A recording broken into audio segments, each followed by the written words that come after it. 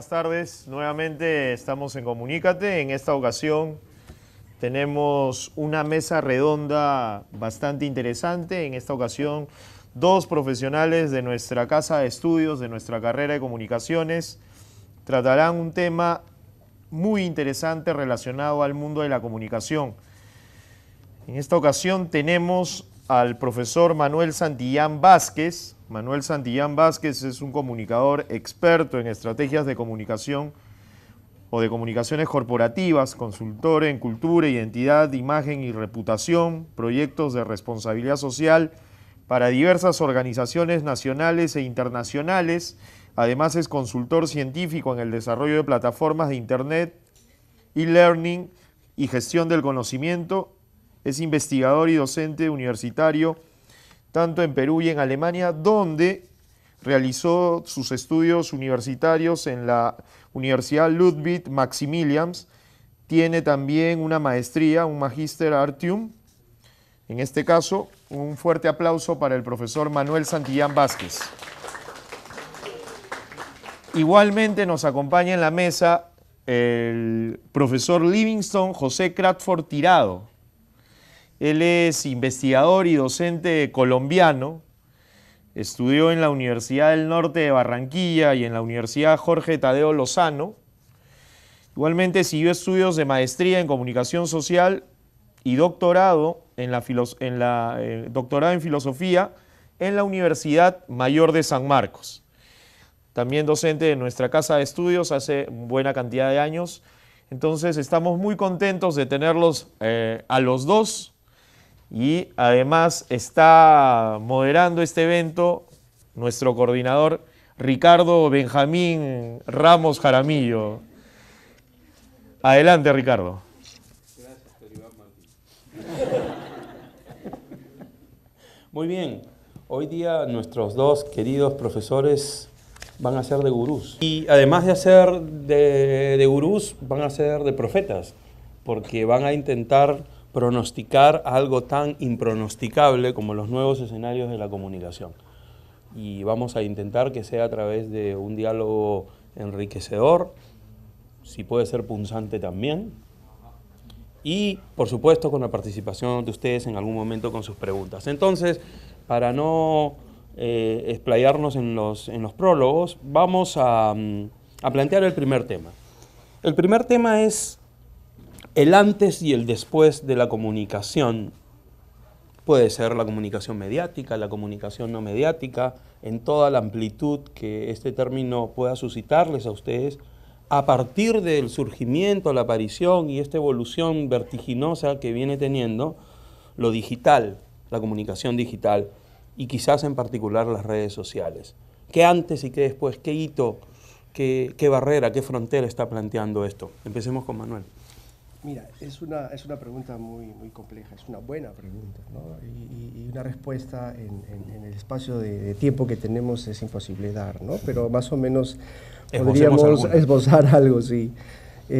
Bueno, llegó Internet a nuestras vidas y con eso se generaron una serie de impactos en diferentes ámbitos, y si hablamos de la comunicación, para no irnos a otros espacios más lejanos, impactos en la publicidad, impactos en el periodismo, impactos en la comunicación corporativa, impactos en la investigación, impacto en nuestra manera de socializar, ¿no? Y si estamos en una mesa como para, digamos, considerar el ambiente y en el entorno en el que nos encontramos, los impactos en la comunicación, en la educación son evidentes, ¿no?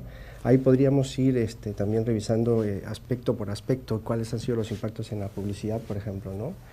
Y a mí ese aspecto es el que más lo he venido, digamos, monitoreando junto al de la comunicación corporativa, y ahí podría ahondar un poquito más para no explayarnos en los otros ámbitos, que existe un cambio para mí, a mi parecer, muy importante, y es la manera como las empresas comunican hoy, ¿no? Y que hay un paso que está llevando a las empresas a salir de la publicidad y acercándose a diseñar una comunicación distinta, ¿no? Donde el factor de la transparencia juega un rol más importante que la persuasión, ¿no? Y que eso está generando también diferentes dinámicas dentro de las empresas Por un lado, aquellas que reconocen que sí hay que hacer algo desde las comunicaciones, ¿no?, de las corporaciones, y aquellas que todavía no se han enganchado con este tema, ¿no? Entonces, yo creo que eso no todavía se ha identificado del todo, ¿no?, que las empresas hoy en día tienen un público distinto, que también están empoderados por todas estas plataformas digitales, ¿no?, que pueden dar a conocer su parecer sobre las marcas, que exigen de las marcas que sean también responsables con diferentes aspectos que tienen que ver, pues, empezando por el medio ambiente o por la responsabilidad social a sus trabajadores.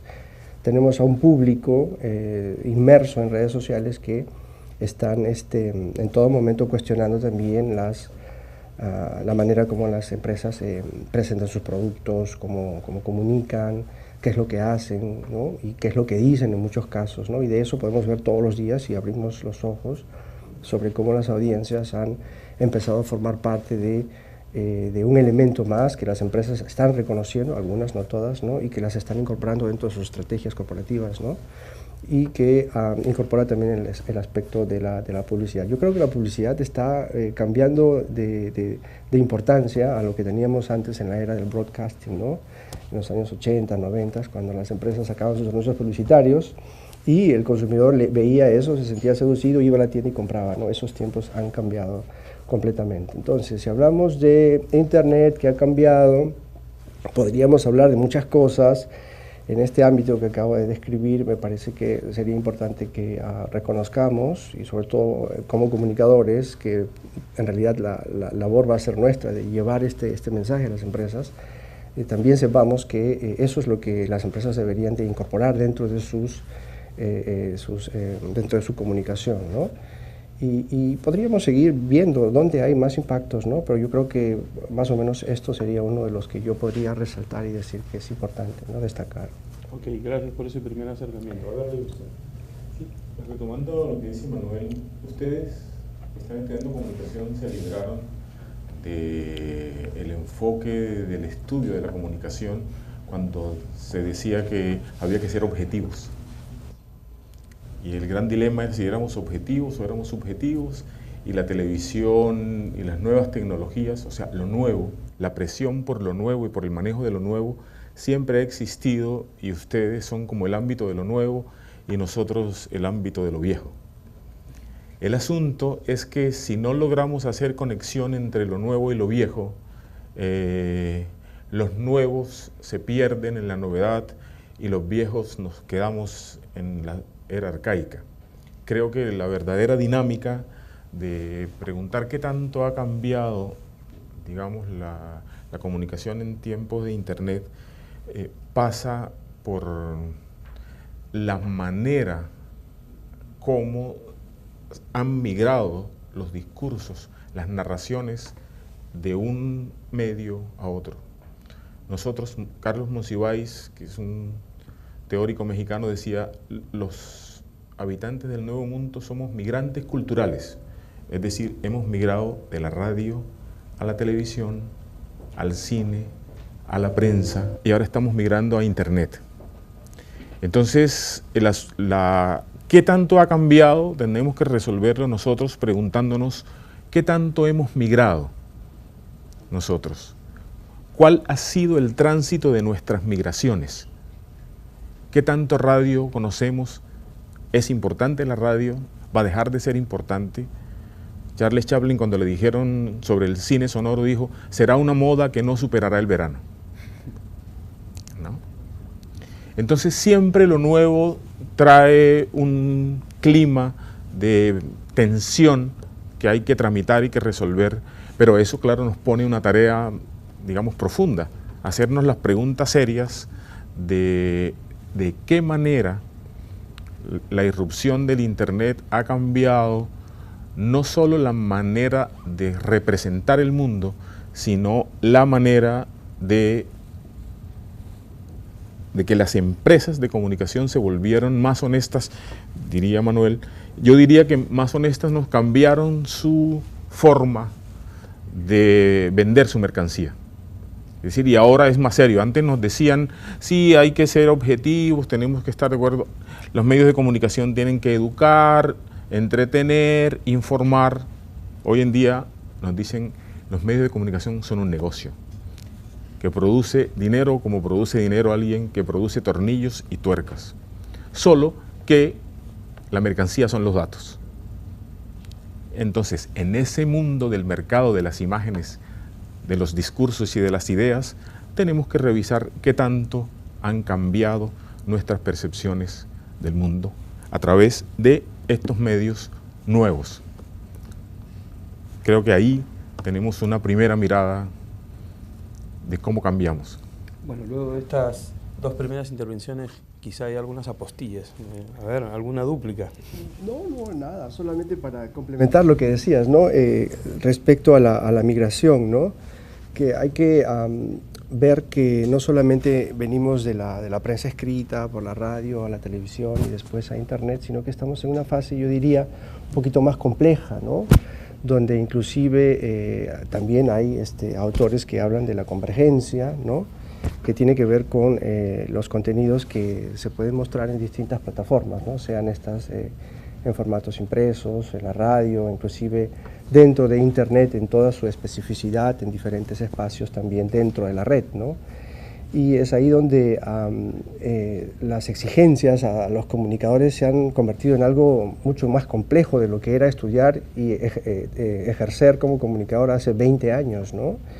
Ahora hay modelos de contenidos que también es parte de una disciplina que se está desarrollando y está sonando mucho en otros países y que aquí poco a poco viene llegando, que es eso del marketing de contenidos, ¿no? El content marketing, que consiste pues en justamente utilizar todas las plataformas existentes para llevar los mensajes a las audiencias, y es más todavía, es la incorporación de los mensajes que producen las audiencias, que a su vez también son incorporados dentro de estos espacios digitales, ¿no? Entonces, hemos migrado, sí, pero digamos que el mundo se ha hecho, hemos migrado a un mundo, digamos, más diverso, ¿no? Donde hay diversos espacios donde podemos interactuar y enterarnos de lo que otros piensan, opinan sobre marcas o distintas cosas, ¿no? Eso. Yo quisiera añadir un punto, a ver, quizás. Estamos hablando de la comunicación digital, entiendo, en términos un poco generales y universales. No sé si es lo mismo en el Perú, en América Latina, en el mundo entero. ¿Hay esa homogeneización, uniformización que parece que está detrás del discurso o no? Las migraciones, por tomar el término que dice Livingstone, son diversas, son distintas, son heterogéneas. ¿Qué dices tú? Lo que pasa es que también no solo migramos tecnológicamente, migramos de concepciones de mundo. Es que ahí es donde está la conexión de los medios de comunicación. Los medios son esos medios por donde viajan las ideas y los mensajes. Entonces el asunto es que cuando aparecen todos estos formatos norteamericanos que llevan a América Latina, o sea, sus abuelos vieron cine porque estaba en español, porque era el cine mexicano. Porque si hubiera venido el cine en inglés no lo hubieran entendido, y si le hubieran puesto las letras, muchos no sabían leer y entonces no hubieran podido seguir las letras y las imágenes. O sea, así es la historia. Entonces el cine mexicano fue el referente de la irrupción del cine en América Latina.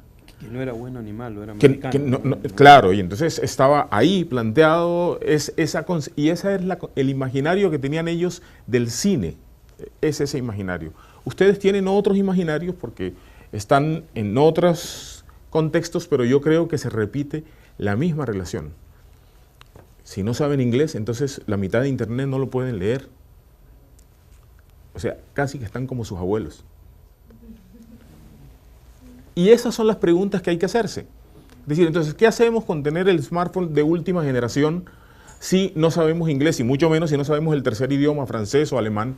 Entonces estamos por fuera. Claro, miramos con cierta displicencia las personas de las zonas rurales porque dicen, no, esos ni siquiera tienen un smartphone. Entonces, cuando nosotros hablamos de conceptos, por ejemplo, así como utilicé el concepto de convergencia y de migración, si utilizamos ese término tan en boga de la brecha digital, la pregunta de Ricardo sería, ¿nosotros por tener nuestros smartphones estamos conectados con el mundo? ¿Realmente somos nosotros parte de la brecha digital, sí o no? Yo diría que sí. O sea, si tú no tienes 60 megas de velocidad, no, ya lo pasado, digamos, como para utilizar, ¿no? Ese pasado es el futuro y el presente de muchos países de Europa y no tenemos esa velocidad. Entonces, a mí me tocaba una experiencia, había un grupo de una ONG que quería hacer una capacitación en Puno y querían hacerla virtualmente. Entonces, toda la renovación de lo virtual. Yo les dije, es una locura, no pueden hacer eso. ¿Por qué? Pero si ellos saben, una computadora tienen, sí, pero no tienen velocidad. Entonces, cuando tú les mandes una tarea y él empieza, llega una persona que viene 5 kilómetros de su casa hasta la cabina de internet, se sienta en la computadora, la prende, un procesador que tiene no sé, 1 mega, y empieza a dar vuelta el relojito ahí a que le abra. Nunca va a abrir ese. Yo le dije, mándenle en un disquete, no era el tiempo de las USBs, mándenle en un disquete o en un impreso, y entonces ahí sí pueden, y llamen por teléfono, hablen con ellos por teléfono, háganles un examen por teléfono. Eso tiene más sentido. Entonces, ¿cuáles son las conectividades?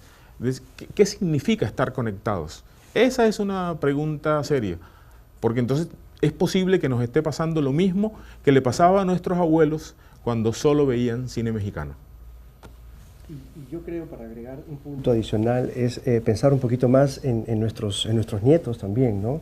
¿Qué es lo que ellos van a encontrar? Y probablemente encuentren una brecha tecnológica que ya más o menos se está haciendo notar, es la brecha tecnológica o la brecha, digamos, digital que existe y que ya se está empezando a ver, que va a existir cuando tengamos que pagar por contenidos de calidad. Ya lo podemos ver, que cuando buscamos en internet algo encontramos mucha basura y algo de ello podemos rescatar.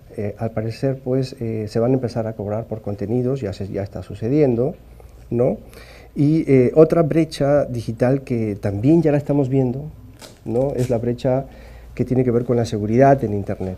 Es decir, vamos a tener una internet que solamente la van a poder disfrutar realmente en todo lo que puede ofrecer la red, si es que podemos pagar por contenidos y si es que podemos tener seguridad de navegar en la red sin que se nos hackee algo o ocurra algo con nuestra data, ¿no? Entonces, además de eso, para ponerle el aspecto crítico, ya que hablabas de los tiempos de nuestros abuelos y del cine y de alguna manera de la dependencia tecnológica y de la invasión, no diríamos invasión, busquemos otra palabra, ¿no? Quizás del aterrizaje de las industrias culturales norteamericanas en otros territorios, podemos ver que las estructuras persisten tal cual como en los años 80, 90, 70.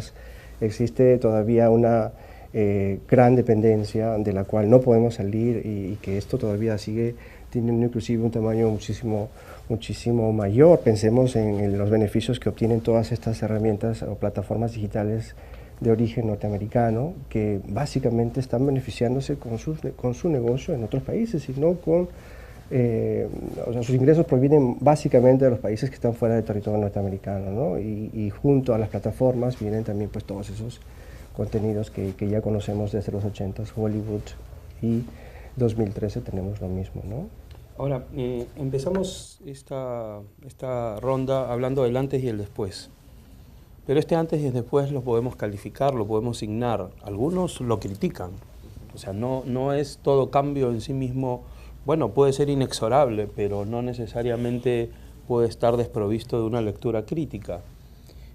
Hay un autor norteamericano, Nicholas Carr, que escribió un libro hace algunos años atrás hablando del impacto, del efecto del Internet en nuestra mente y hablando de un nuevo ciberciudadano que él califica de superficial.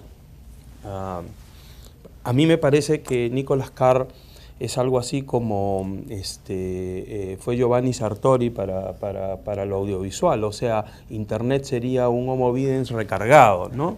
Si Sartori se sorprendía o se lamentaba de que algunas funciones del Homo sapiens se perdían tras la hipnosis, el audiovisual, pues Carr señala que tras la rapidez, la frivolidad, el saltaperiqueo de las pestañas minimizadas en la computadora, o los varios dispositivos a la mano, el smartphone, la tablet, la laptop, está convirtiendo a las personas en incapaces de profundizar, y también en gente que va perdiendo aún más funciones de las que veía Sartori que se perdían con el video.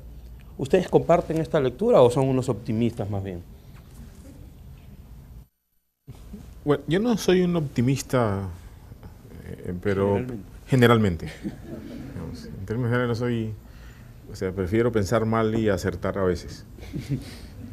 Pero de alguna manera yo creo que sí hay una responsabilidad en cada uno de los usuarios de las tecnologías en lo que puede, digamos, en ese margen restringido, por cierto, de usabilidad de la tecnología. Creo que depende de cada usuario la responsabilidad de sacar el máximo de los provechos. Creo que es bien importante. Creo, cuando tú planteas este par de autores, creo que en este tiempo la pausa para pensar no es la pausa del filósofo que se iba al campo a reflexionar. O sea, creo que hay que filosofar en la combi, ¿no? Aquí nos toca... Jugándose la vida en la filosofía. No, claro, yo tenía una alumna aquí en intercambio que era de Finlandia, aquí en la universidad, una finlandesa en mi clase. Michelle se llamaba. Venía en mi clase y yo le digo, Michelle, ¿y tú por qué Perú? No, ¿por qué la universidad? ¿Por qué Perú? No, profesor, yo tenía unos problemas, cosas de la vida. Ah, ya entiendo. Tú te sentías que ese país te estaba oprimiendo y te viniste fuera y te viniste al Nuevo Mundo. ¿Por qué bien que hayas escogido Perú? Dice, sí. Me dice, ¿por qué? Dice, porque aquí no te puedes deprimir, porque la combi te mata. Aquí no es posible deprimirse, porque la combi te mata.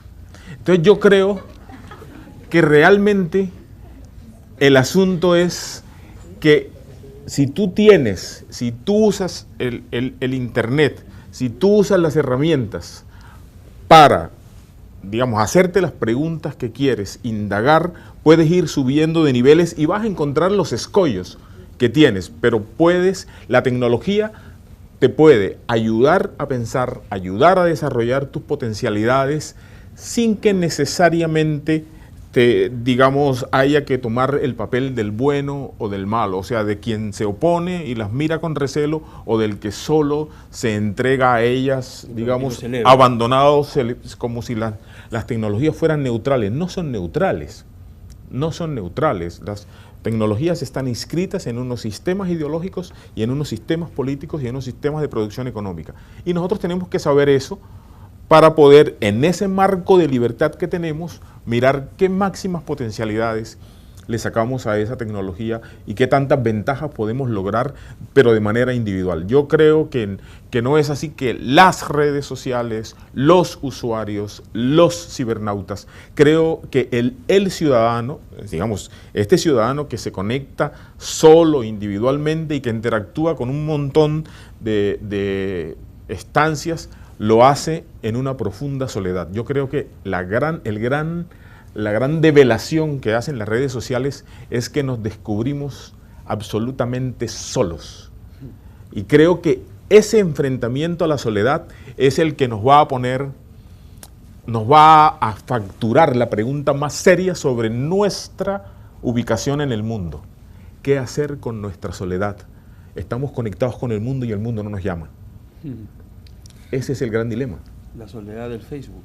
No solo del Facebook, del smartphone, Pero es contrasentido, aparentemente, ¿no? Claro, no es tan contrasentido. Es decir, es que se ha develado. O sea, entre tanto espacio-tiempo para comunicarnos, lo que se ha descubierto es la soledad urbana, es el elemento que define nuestra esencia. Estamos solos en la red. Quiero agregar algo ahí porque yo creo que, como en toda ciencia y en toda especialidad, siempre ha ocurrido esto y sigue ocurriendo. Hay tesis y antitesis, ¿no? Hay aquellos estudios, ¿no?, de algunos los cuales acabas de mencionar, pero hay una serie de estudios que dicen que también la llegada de Internet ha traído grandes beneficios en muchos ámbitos, y si nos queremos enfocar en la educación, hay muchas ventajas que las personas, los estudiantes, inclusive hasta los investigadores, profesores, pueden aprovechar a raíz de todo lo que Internet ofrece, ¿no? Hay una parte que me gustaría destacar, que no solamente tengamos los ojos abiertos a todo lo negativo que nos puede traer Internet, sino los oídos abiertos, perdón, y los ojos también, sino también los beneficios que podemos encontrar en la red, con la red, ¿no? Hay un montón de información, es cierto, y coincido contigo cuando dices que hay que buscar bien y encontrar lo que es valioso, pero yo creo que el aporte ahí, no hay que olvidar el aporte que podemos entregar nosotros en las universidades, ¿no? Y es un marco referencial que ustedes se pueden llevar, porque para buscar hay que tener un marco referencial, ¿no? Hay que saber qué queremos buscar, qué queremos encontrar, tomar las decisiones correctas en un momento adecuado, desarrollar capacidades analíticas, ¿no? Encauzar los intereses particulares por investigar un tema A, B o C, ¿no? Yo creo que eso es gran parte de lo que nosotros trataríamos de hacer, porque la información está allá afuera, ¿no? Entonces la idea es ver cómo llegar a ella de manera más eficiente, ¿no? Y yo creo que eso es parte de lo que nosotros nos toca conversar en clase siempre, ¿no? Pero yo quería decir una cosa específica sobre ese punto. Lo que sucede es que eso no lo resuelve Internet, eso lo resuelve el liberalismo.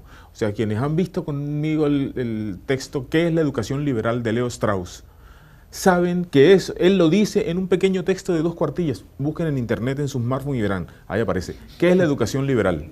Leo Strauss, 3 hojitas. Y él dice, hay que leer a los maestros. Nosotros no somos los maestros, nosotros somos docentes, somos intermediarios del conocimiento. Ustedes vinieron aquí a encontrar esas referencias con los maestros, para poder dialogar con los maestros. La educación es un diálogo con los maestros. ¿Quiénes son los maestros? Platón, Sócrates y los grandes teóricos.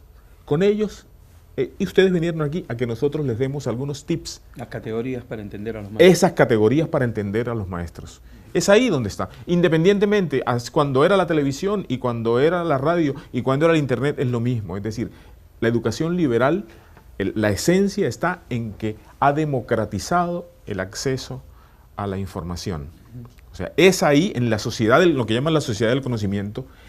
Esta es la celebración, pero es una celebración política, porque lo que se ha establecido es una competencia de los más capacitados y de los más audaces para poder ocupar los cargos de más alto rango. Es simplemente eso. El Internet es un medio, pero ahí está el liberalismo con toda su concepción ideológica de generar una base para que los especímenes más capacitados puedan llegar al nivel más alto. Si no, miren a sus compañeros de beca 18 en esta universidad, ¿no? Es así. Ahora, sin duda, Internet primero y todo lo digital, porque no acaba en Internet, ni acabará probablemente en lo que hoy tenemos, ha venido a cambiar algunas cosas en materia de nuestra actividad como comunicadores. Y una de las cosas que ha venido a cambiar y a mover y sigue moviendo es los medios que hoy llamamos tradicionales. Y de entre los medios tradicionales, aunque Manuel empezó hablando en la publicidad, quizás el que más ha estado en el punto de la discusión es la prensa, más que la publicidad. Aunque yo más bien veo desde mi perspectiva como periodista que los publicistas más fácilmente han abrazado lo digital, los que se dedican a la comunicación empresarial, a la imagen corporativa, con mayor razón es una nueva herramienta, un nuevo espacio, nuevas posibilidades de desarrollo, pero más bien en la prensa viene la discusión, seguiremos existiendo, cómo vamos a seguir existiendo. Hay gente que yo la vi jubilarse mientras yo entraba al mundo laboral periodístico a través solo de una computadora con un WordPerfect 4.2 que entraba en un disquete. Wow. Y gente que la arrimaban con una máquina a escribir y cerca a la puerta, y luego se iba él y la máquina a escribir a un museo. que adquiere un valor mayor que ese ex periodista, ¿no? Bueno, entonces es ahí donde yo veo el camino. Y es más, algunos de los empresarios al mundo periodístico todavía no encuentran una manera cómo armonizar, o sea, las grandes cabeceras en la prensa, como se le llama a los grandes diarios, etcétera, no encuentran cómo armonizar, dónde invertir. Seguimos siendo el New York Times, seguimos siendo The Guardian, o somos ahora una versión digital. Para terminar esta introducción a este tema, hace un par de años Ramírez, periodista, director y dueño del Mundo de España, y él vino acá diciendo: yo tengo un problema con Google y me estoy enfrentando a Google porque Google me piratea, porque mientras yo estoy tratando de desarrollar un producto online, Google, sin pagar absolutamente nada, desarrolla un producto que son las noticias, y la gente entra y gratuitamente accede a mis contenidos. Y yo le metí un juicio a Google y estoy en una pelea tremenda. Hasta donde sé, Google sigue en pie, ¿no? Y él trataba de vender esto y decía: el producto está, y agarró una tablet, que para entonces aquí en el Perú que no sonaba una tablet, dijo: aquí está, porque esto a nosotros nos hace reducir costos. Se acabó el papel, se acabaron los canillitas, se acabaron un montón de gente que nos encarece, y ahora nosotros vamos a tener este producto y la gente va a poder pasar la página así. La pasó así como ahora todos las pasamos en las tablets, pero en ese momento nos pareció magia al hombre blanco, y la pasó así, y mostró, y se entra aquí, y se sale allá.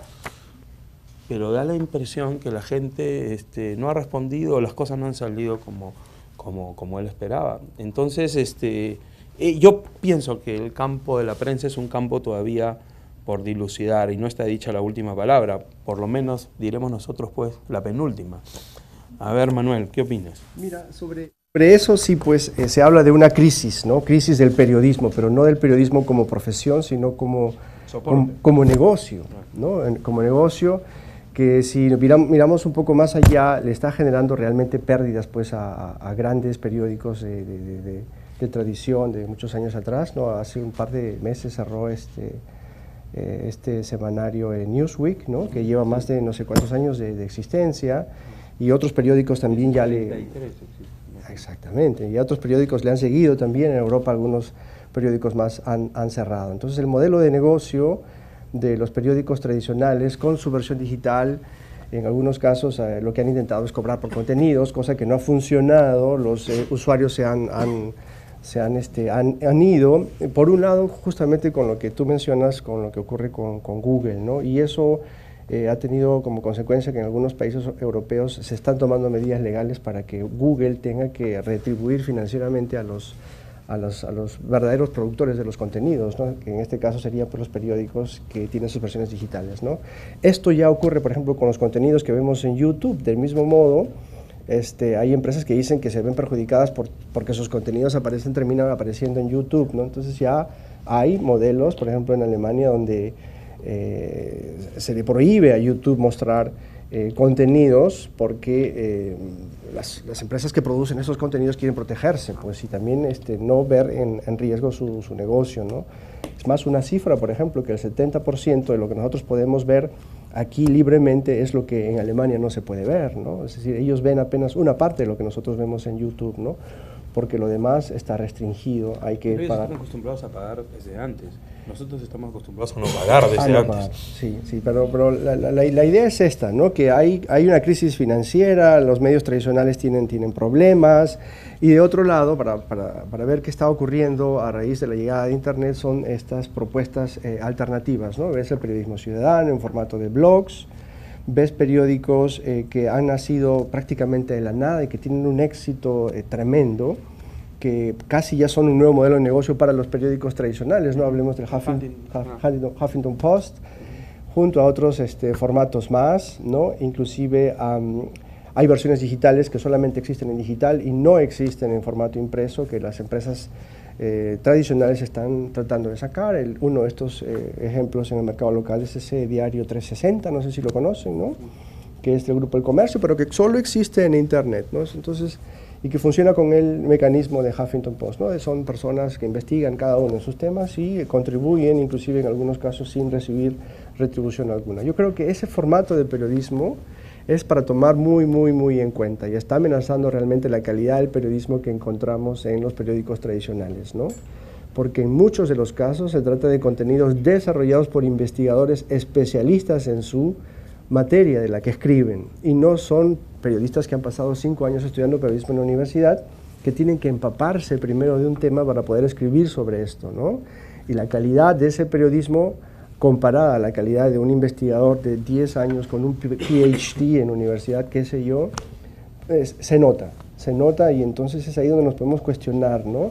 Si el periodismo está mejor dentro de ese esquema, o si todavía podemos persistir en formar a una persona 4 años para que escriba artículos, si es que no sería una opción tener un especialista en qué sé yo, en biología, y dejar a este señor con un curso, digamos, breve de herramientas periodísticas a que él escriba y contribuya. Esa es la discusión. Es una vieja discusión que tuvo su momento en el periodismo económico, ¿no? ¿Quién debe hacer periodismo económico? ¿Los periodistas que aprenden de economía o los economistas que aprenden de periodismo?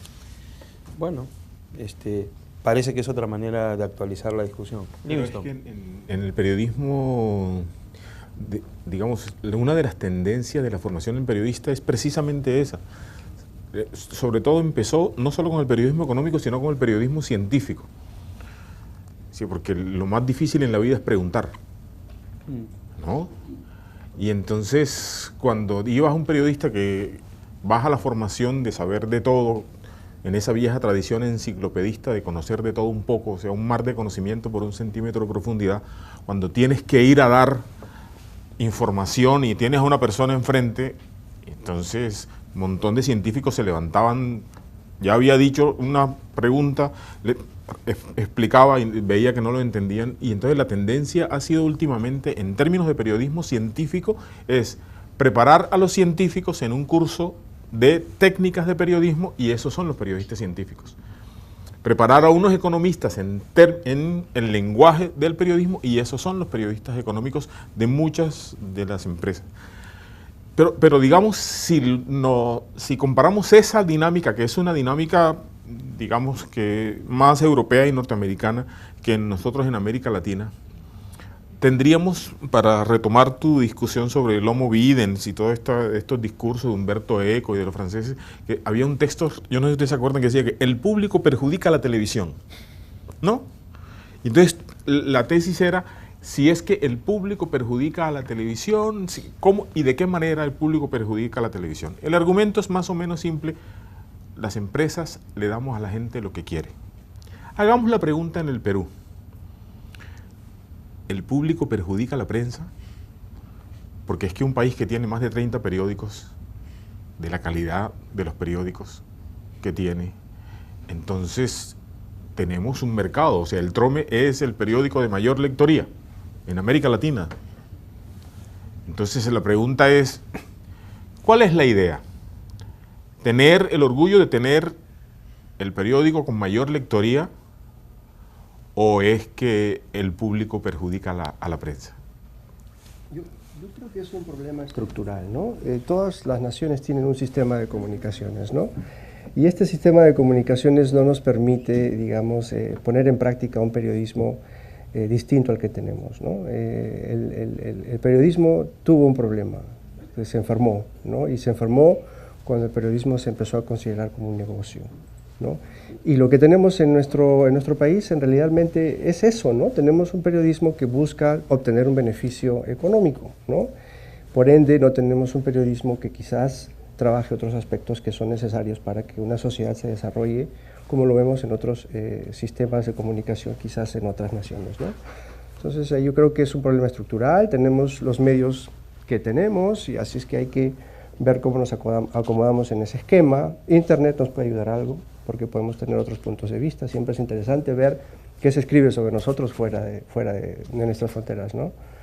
que ahí podemos rescatar aspectos interesantes que muchos de nuestros medios no tocan por los diferentes intereses que juegan ahí un rol en la configuración de la línea editorial, etcétera, ¿no? Entonces, eso es lo que yo...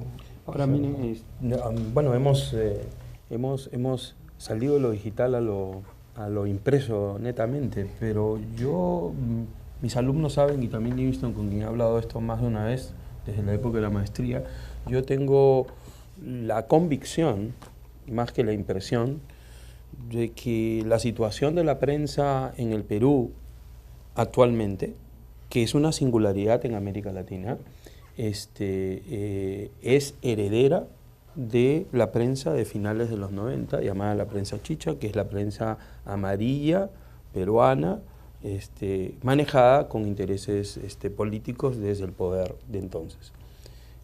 Y si bien ese poder cambió en el sentido formal, porque quien era presidente entonces ahora está preso, y quien era el asesor de inteligencia de Todopoderoso también lo está, o sea, otros son los actores que manejan el poder, pero las líneas sociales, socioculturales que se generan en ese consumo comunicacional continúan, permanecen y eventualmente, por supuesto, se han ido modificando. Siempre cito el estudio de Sandro Macassi sobre el consumo de la prensa entonces, y él dice que lo que demostró el estudio que él hizo, no de la prensa, porque abundan estudios sobre cómo Montesinos mandaba los titulares por fax a todos estos diarios chicha. Eso es información, se sabe, ya está demostrado y próximamente vamos a ver el juicio a Fujimori sobre eso. Sino el estudio de por qué la gente consumía eso. Y lo que Macassi descubre en este estudio es que la gente consumía eso porque el lector de entonces era un lector adscrito a un modelo ligado al entretenimiento y que se acercaba a la política cuando esta era presentada de manera lúdica, en el mismo tenor, en la misma línea argumental que Laura Bozzo presentaba sus realities y Magalhães Medina los entuertos de las vedettes o los personajes del espectáculo arrabalero peruano y los futbolistas también, que son bastante arrabaleros. Entonces, esto es lo que hemos visto, una sensacionalización de la agenda política, etc. Sin embargo, en este contexto de que hay muchos diarios de 50 centavos que se dedican a cubrir la actualidad política como la cubren, y que el estandarte es sin duda Trome, en este contexto yo sí veo positiva la presencia de algunas iniciativas de periodistas independientes a través de Internet. El día de mañana va a estar acá, por ejemplo, uno de ellos, Marcos Cifuentes, efectivamente, bloguero importante, etcétera, periodista de investigación a través de Internet. ¿Por qué? Porque todas estas grandes cabeceras se deben a ciertos intereses relacionados con ciertos preconceptos económicos, publicitarios, políticos, etcétera, y ellos han comenzado a poner en la agenda temas que estos medios no ponen y que al final rebotan. Muchos de los grandes temas, el tema Updike, por ejemplo, empezó ahí, ¿no? Por citar uno que puede parecer no tan grave políticamente hablando, ¿no? Es que yo difiero de Manuel cuando él dice que en los otros lugares los medios de comunicación tenían una responsabilidad y no eran un negocio. Yo creo que no, creo que los dueños de los medios, los directores de los medios siempre han sabido que es un negocio, solo que tienen un tipo de cliente, ellos han fabricado un tipo de cliente para un negocio que ha ido subiendo de calidad en la medida en que los mismos clientes han ido ofreciéndoles mejor calidad. Más civilizado que el nuestro. No, yo no digo civilizado, lo que digo es que en el facilismo económico se ha instalado esta lógica. Miren, el fenómeno Trome es interesante no solo en el Perú, sino que ha hecho carrera en América Latina porque en muchos países de la región ya la gran prensa ha sacado su periódico que es como su escopeta de 2 cañones. Sí. Entonces, claro, imagínense ustedes, por ejemplo, una versión colombiana de un periódico de estos. Entonces, el titular más o menos puede ser así. Fue a la tienda por pan y le dieron pan, pan. ¿No? Le cortaron, le amputaron la pierna y estiró la pata. ¿No? Entonces, ya, cuando tú miras, claro, somos una sociedad violenta, la colombiana es una sociedad violenta, y una versión de esta está comercializando el cinismo y la violencia argumental de una manera grosera. Pero lo interesante en el fenómeno peruano es que eso, que existe desde el diario Última Hora en el Perú en los años 50 acá, estaba ya afincado en el terreno de lo policial, en el terreno del espectáculo. Pero aquí, a partir de la prensa chicha, regresa, porque Herzl ya lo hizo a fines del siglo XIX, a la política. Por eso, por eso te digo que además es un fenómeno que se va a expandir. O sea, entonces dentro de unos tiempos habrá una revisión de cómo el Perú ha exportado este modelo, no tradicional. una exportación no tradicional, una línea de exportación no tradicional de cómo se puede vender, digamos, la miseria, de cómo digamos, para decirlo en términos económicos, de cómo el capitalismo hace de la miseria una mercancía. Es que ese es el núcleo duro. O sea, Marcos y Fuentes en Updike, para hablar de los manejadores de crisis de las instituciones, si tú dices, mira, empieza a aparecer negativamente tu empresa, entonces tú dices, compra una página y haz un aviso, $20,000 cuesta la página de domingo, a full color, y pon Updike, hace reconocimiento a sus afiliados más tradicionales, $20,000 en un día de pantalla. ¿Qué pasa en ese periódico? Al día siguiente ya le dan pasito al tema. Marcos y Fuente en su blog no tiene quien lo pare. Claro. No tiene quien lo pare. Bajo la teoría que no puedes tú morder a la mano que te da de comer. Claro, por supuesto.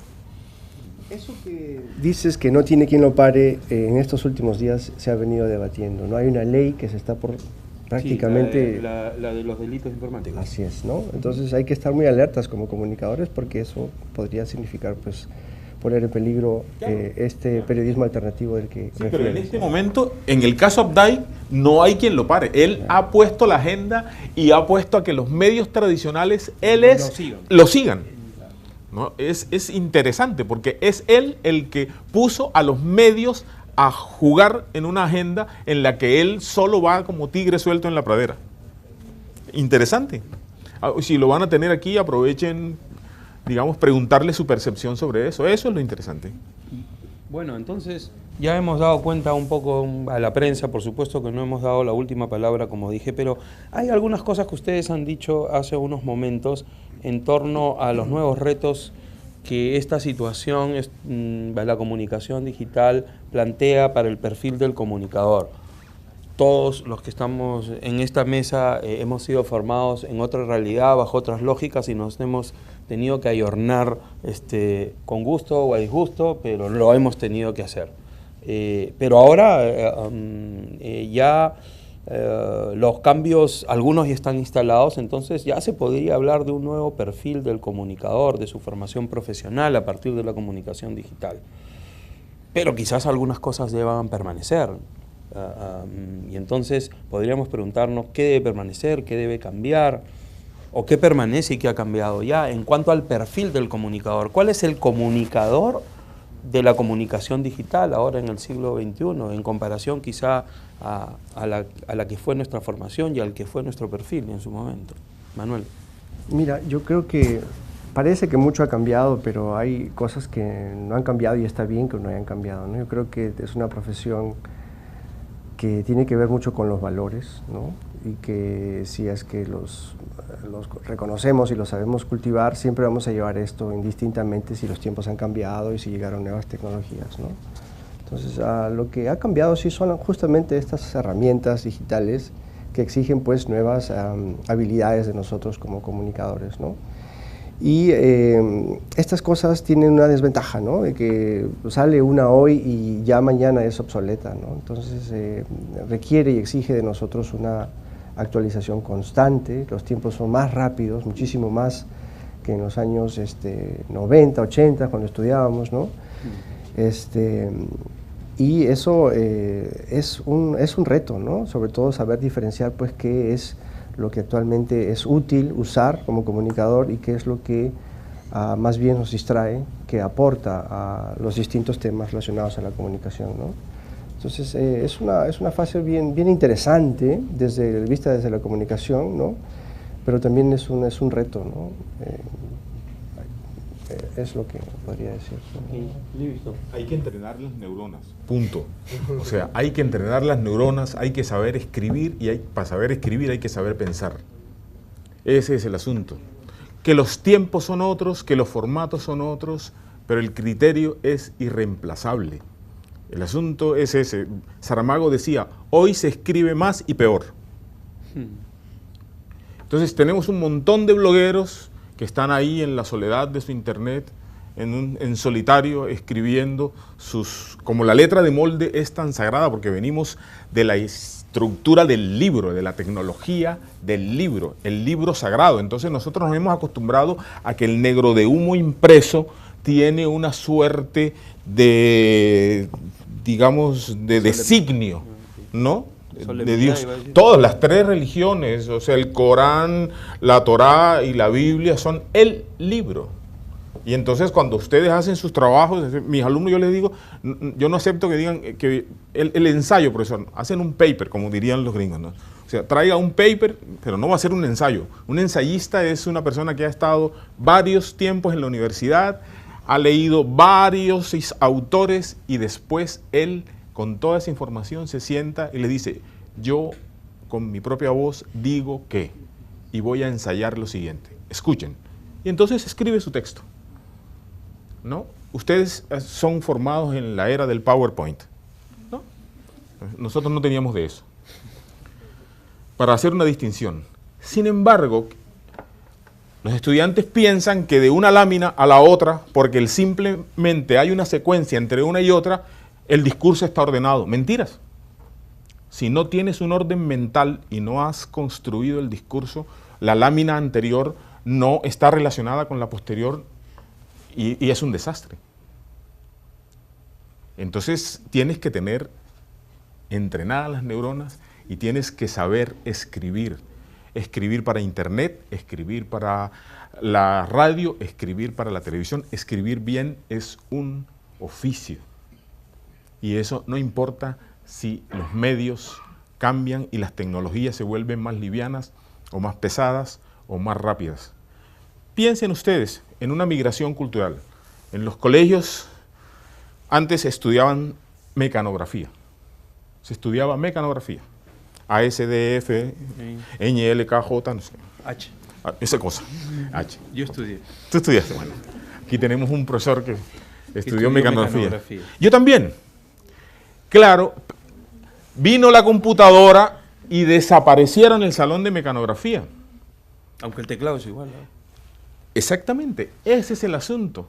Ahora resulta que había que aprender a escribir en el teclado para poder hacer lo mismo. Ahora teníamos una máquina absolutamente veloz y no teníamos la capacidad de la velocidad, la destreza, la habilidad para poder escribir. O sea, entonces nos volcamos así con alma, vida y sombrero sobre las tecnologías y nos olvidamos que hay algunas destrezas que son esenciales. Y entonces la mecanografía todavía es una opción. Aunque ustedes no lo crean. Claro, ya ustedes tienen el pulgar oponible para sus smartphones, ¿no? Pero bueno, para escribir los grandes textos, la mecanografía sigue siendo una opción.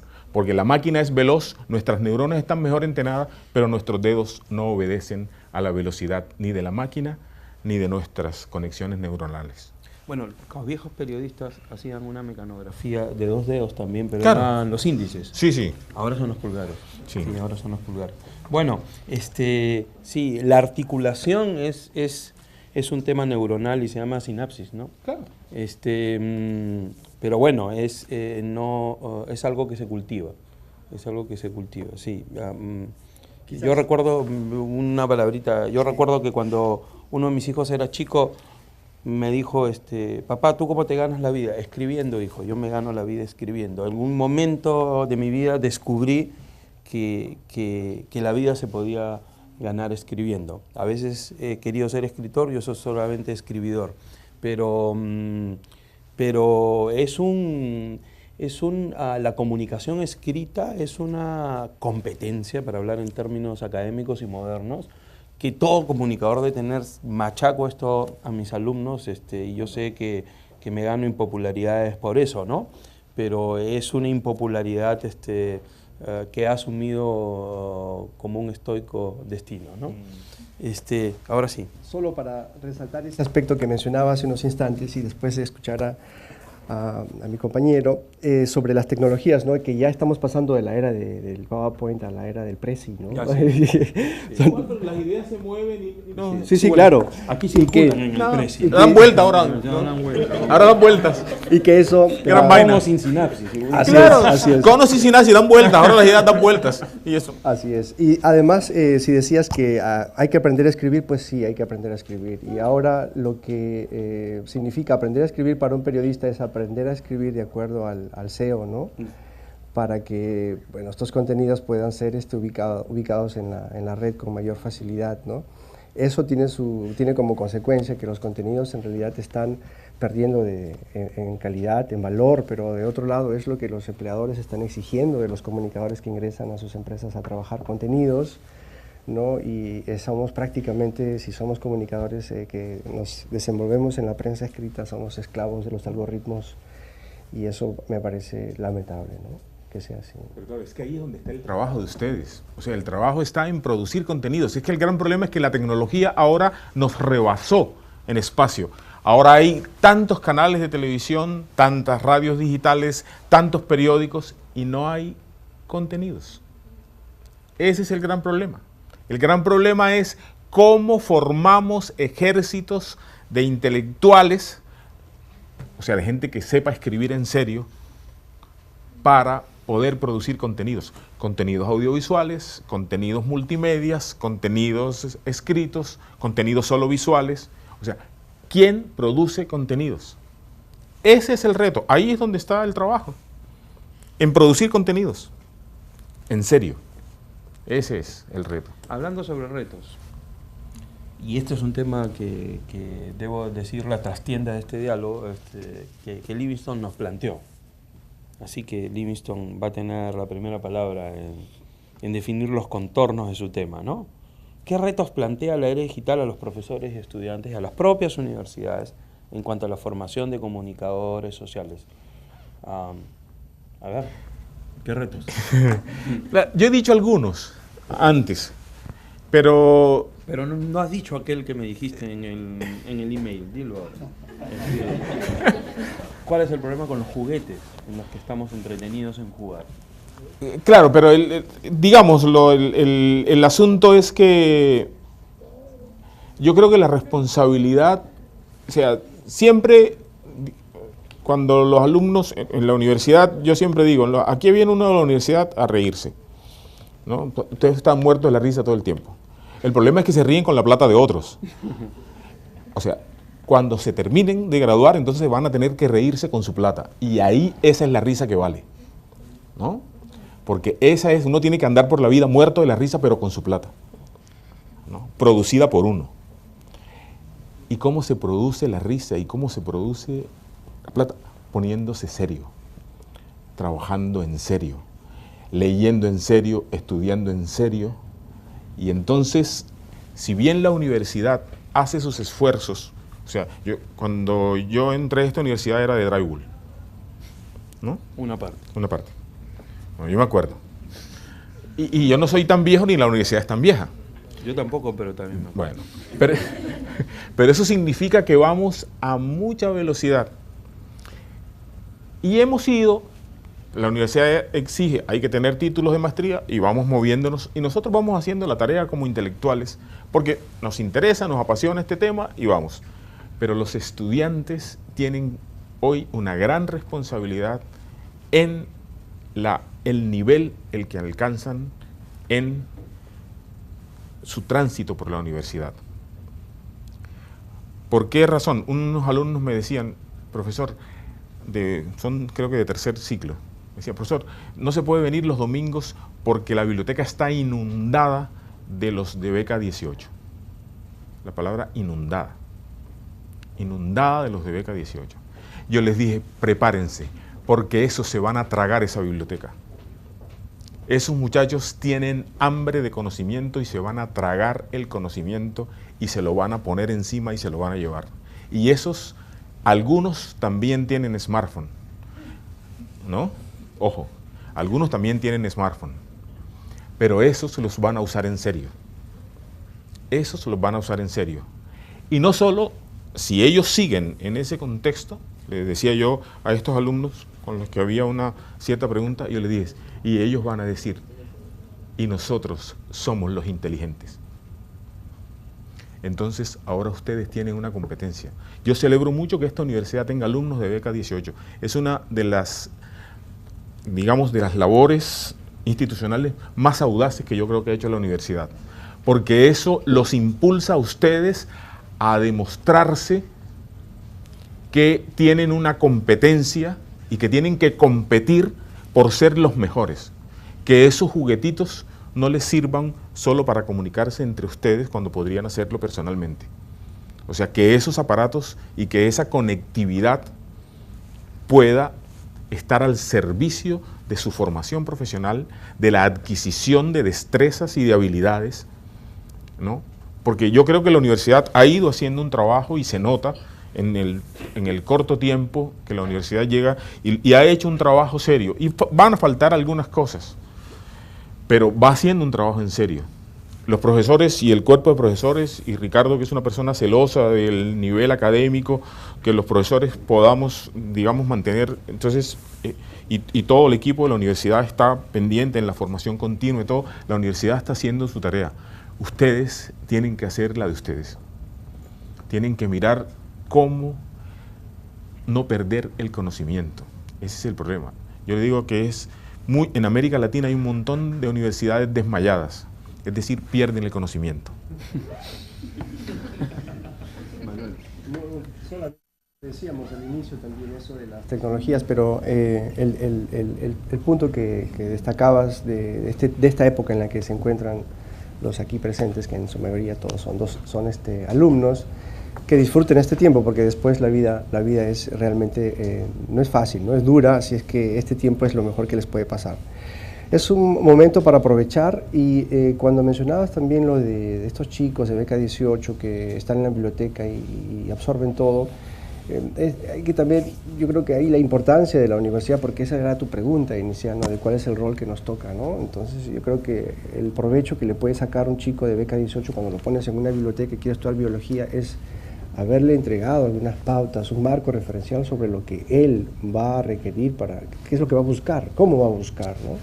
Entonces yo creo que ahí es donde nosotros jugamos un rol, me parece importante, ¿no? Y esto de las tecnologías, pues también lo mencionábamos al inicio, ¿no? Es una ayuda si la sabemos utilizar con inteligencia, ¿no? Entonces mucho depende también del grado de importancia que le demos a esto, a distinguir qué es útil y qué no es tan útil de toda esa información que encontramos en la red, ¿no? Diría yo. Ahora, hay algunos sellos de esta época que lo digital ha repotenciado, que tiene que ver con el entretenimiento. No siempre fue así.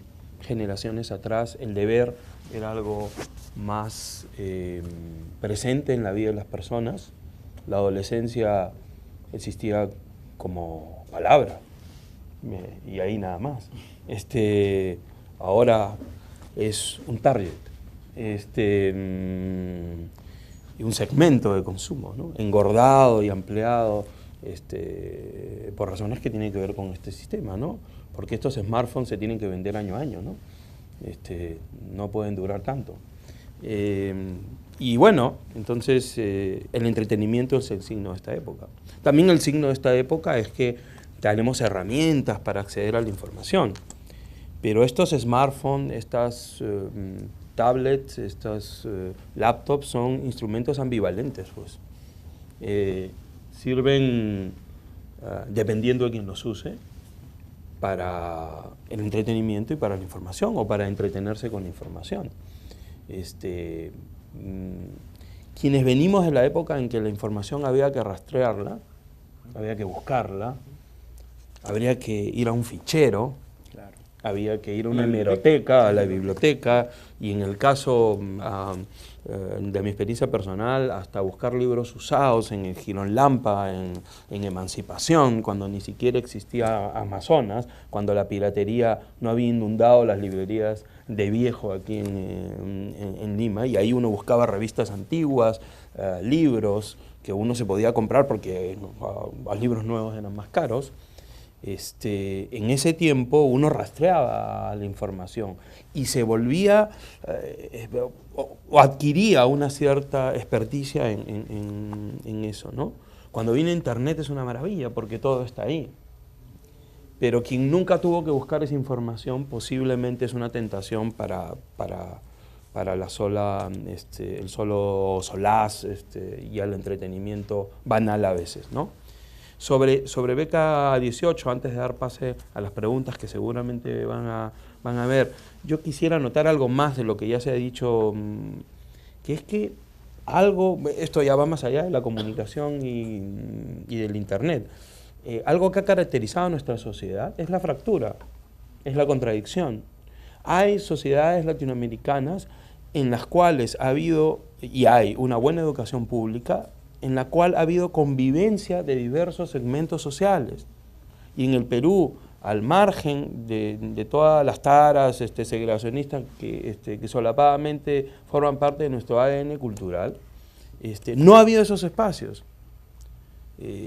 Los liberales criollos dicen que la educación no debe ser, debe estar en manos de privados. La educación está en manos de privados. Hay más colegios privados que públicos. Y la mayoría va a colegios privados. Barriales no serán los más reputados, pero van.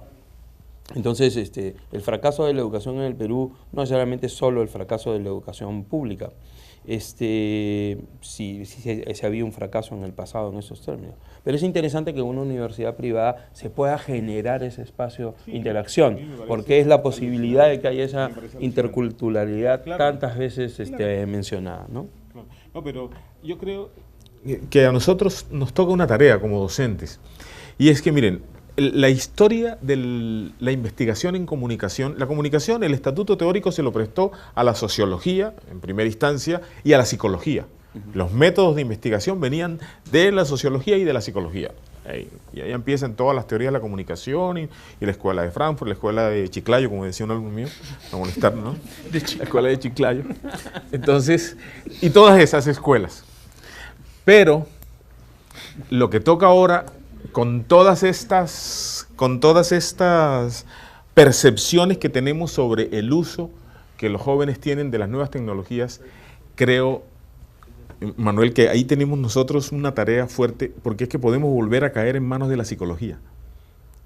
Yo tengo la percepción de que todas esas cosas, de qué tanto afecta, de cómo afecta, de si se pueden concentrar o no, si los nuevos profesionales rinden trabajo mientras hacen Facebook y todo, ¿no? A mí me gusta mucho un chiste de Facebook que dice cómo conseguir trabajo en Facebook.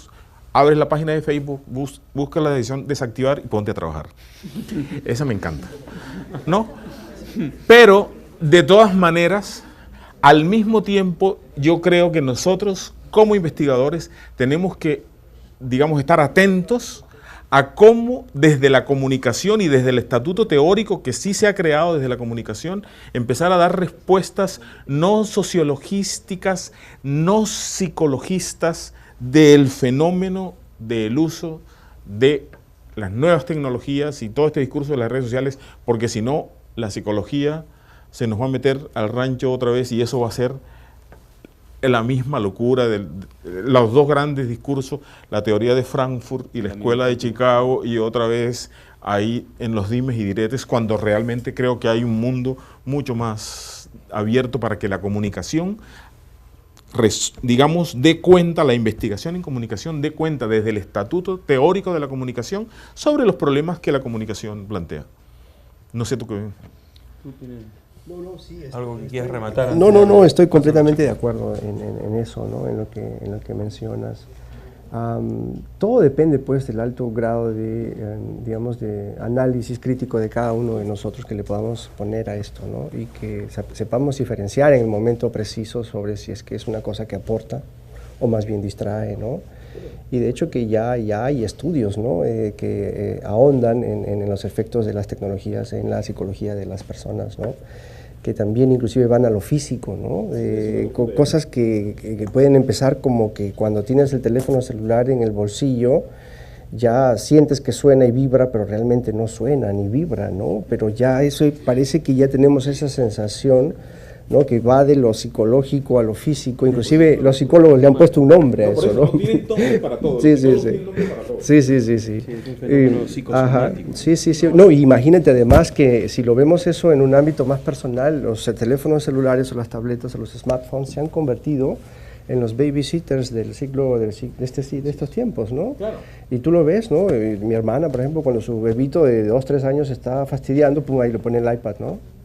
Ya. Y solito se las ingenia, ¿no? Es el chupón del Solito abre Facebook, solito abre Facebook, ve videos, tú sabes, todas esas cosas, ¿no? Que lo puede hacer, si no estaría bloqueado, lo puede hacer, porque si ya... Pone el dedito ahí, Esas cosas pueden... las compras de internet y las cuentas. Sí, está ahí, ¿no? Hay que estar alertas de eso, sí, es cierto. Bueno, muy bien. Quizá ya hayan algunas preguntas y este es el momento para que las puedan formular. Si es el caso, pueden levantar la mano, les van a acercar el micrófono y les pedimos que se pongan de pie para formular la pregunta para que salgan muy bien en la toma. Hay por ahí una primera pregunta. Acá Cristian tiene una pregunta. Hola, buenas noches. Mi nombre es Cristian Ramírez, estudio comunicaciones. Yo quería hacerles una pregunta en cuanto a la preparación del comunicador. Sé que ya dijeron que hay que saber escribir, tener capacidad, de saber pensar, saber escribir, pero en este mundo cambiante, si ustedes tuvieran que recomendarle a alguien que se quiere dedicar a la comunicación digital, si hubiera que hacer un énfasis en alguna materia, en alguna rama, en algo, ¿cuál sería? Esa es la primera pregunta. Y la segunda es, habló del profesor Livingston, que casi acá todos lo queremos y lo admiramos. Es el amor platónico de muchas chicas acá. Así es. Esa es la razón al casi. ¿Por qué cree que hay tantas chicas acá? Habló sobre que somos ciudadanos digitales, ¿no? Ciudadanos que estamos usando el Internet. Y como ciudadanos peruanos en el Internet, ¿qué debemos esperar del gobierno en el Internet? O sea, como ciudadanos podemos exigir al gobierno, hablaron de educación de calidad, de información de calidad que ahora se está cobrando por esa información, las bases de datos cuestan a las universidades. Deberíamos exigirle al gobierno, por decir, que haga bases de datos gratuitas, de calidad para la gente de bajos recursos o para todos los peruanos. Y también, en regulación, ¿es lícito, es bueno que se regule el Internet, el gobierno peruano que regule el Internet en Perú o no? Bueno, gracias. 5 preguntas. La labor del... Que recuerde son como 5 preguntas. Bueno, la de las admiradoras puede ser la primera que... A ver, Anuel. No, es solamente que la primera pregunta, ¿no? Sobre dónde podrías... La recomendación. Claro. Yo creo que en los contenidos, fíjate, básicamente en los contenidos, ¿no? Centrar quizás nuestra atención en el desarrollo de contenidos y ya las plataformas que están a disposición pues se acomodan a esto, ¿no? La decisión de tomar en algún momento qué plataforma utilizar. Entonces, si eres un comunicador, indistintamente si haces publicidad, marketing, si es que trabajas para un medio de comunicación, sea impreso, internet o lo que sea, lo que te va a hacer diferenciarte de los demás van a ser los contenidos, ¿no? Los contenidos. Entonces, ahí empalmamos con lo que decía Livingston, ¿no? Aprender a escribir, ¿no? En todo sentido, y también desarrollar un alto grado de creatividad, ¿no? Que en muchos casos no son cosas que se pueden aprender, ¿no? O sea, uno no nace con el don y el gen de ser creativo, sino son cosas que las podemos ir desarrollando también de manera individual o quizás, ¿no? en algún otro espacio. Hay una pregunta sobre el gobierno, es decir, Exactamente. ¿qué cosa que se espera que haga el gobierno con la red? Mira, Te menciono el ejemplo pues, de Corea del Sur, ¿no? Que en algún momento se encontró en la misma circunstancia en la que Perú se encuentra hoy, ¿no? En un crecimiento económico relativamente sostenible, con una población, digamos, también más o menos en mismo tamaño, ¿no? Y apostaron por tres cosas, ¿no? Salud, investigación y tecnologías. Educación y tecnologías, 4 cosas, ¿no? Si tenemos un gobierno que apueste por esas cosas, ten por seguro que en unos 30 años nosotros podríamos estar teniendo un panorama muy parecido al que existe hoy en Corea, ¿no? Eso. Además de tener conocimiento y de desarrollar el lenguaje, hay que tener referentes. Y cuando digo referentes, digo que dialogando con los maestros, como lo dice Leo Strauss, hay que tener referentes teóricos, pero también referentes del mundo de lo real, porque es que nos hemos concentrado tanto en la virtualidad que hemos perdido el eje del mundo real.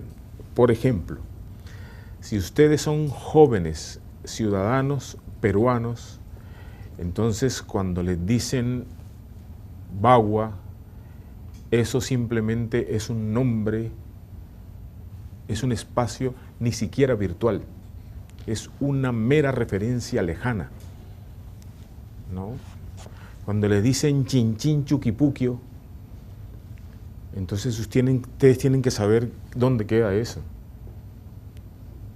Una vez me tocó a mí con unas directivas de este país, estaban haciendo un proyecto y iban a hacer formación en nuevas tecnologías en la costa, sierra y selva. Costa, sierra, selva, yo era el interventor, era quien decía si daban la plata o no para ese proyecto, más o menos así. ¿Qué vamos a hacer? No vamos a hacer capacitación, vamos a hacer tecnologías, vamos a llevar la radio, televisión, van a hacer fotografías, televisión. ¿Y dónde lo van a hacer? En la costa, lo vamos a hacer en Piura y creo que en Hilo, así como un país. En la sierra, en Chinchín Chuquipuquio y en Tantará y en la selva, en Madre de Dios y en Tarapoto. Y entonces yo les digo, pero van a hacer una metodología diferenciada, me imagino.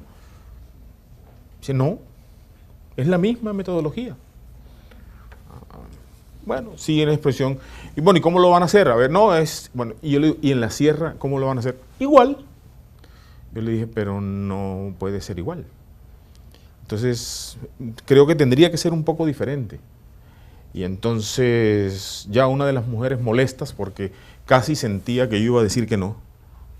Yo era quien daba el concepto a la entidad financiera si daban el dinero o no. La luz verde.